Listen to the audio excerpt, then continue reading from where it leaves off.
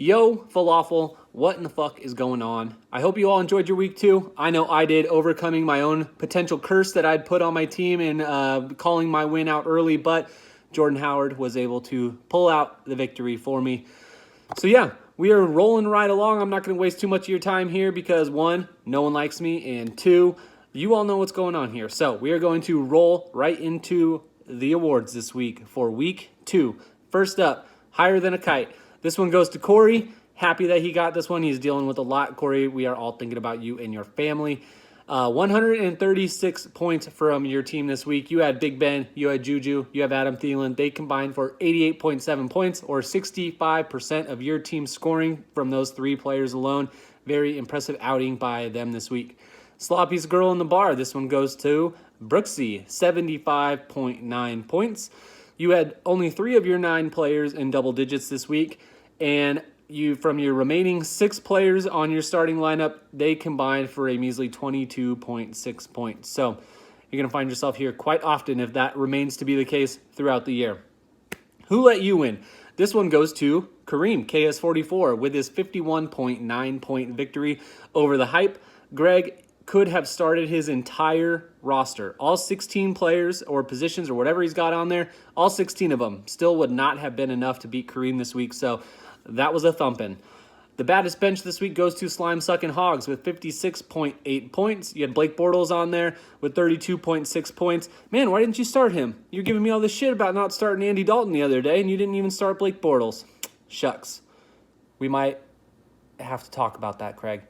And then you also had Kelvin Benjamin scoring a touchdown, but fuck that guy, he sucks. Tighter than a crab's vagina. This week, that one goes to Shai Ruxin with this 2.4 point victory over the reigning champion, Sal Lito.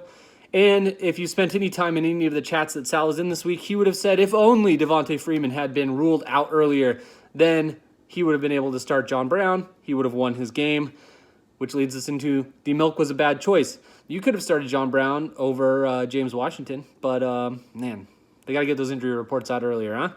And then one little Indian, Jason. You could have beat me had you started Mike Williams over Kenny Stills, the roller coaster that is Kenny Stills. And then last but not least, I will say least, the fucking Chuck Norris Award. This one goes to Sal. 132.5 points this week. He would have beat 13 out of the 15 potential other teams. And yeah, that's unfortunate. That's pretty shitty. So we move forward. We look ahead on into week 3. Just had a bunch of groceries fall off my counter. That's cool. Week 3. We've got 2-0 Shai Ruxin versus 1-1 Zapped.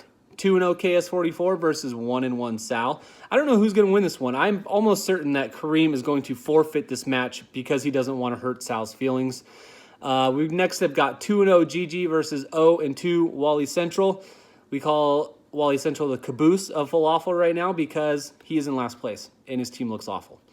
We've got 1-1 Corey going up against 1-1 Slime Sucking Hogs, 1-1 Eagles Nation versus 1-1 Beatapoo, 1-1 Geo versus 1-1 Brooksy, 1-1 L-Dog versus 0-2 One Little Indian, and then 1-1 me, Sid Skeet versus 0-2 Hype. Good luck to everybody this week, and I look forward to talking to you again next week. Peace.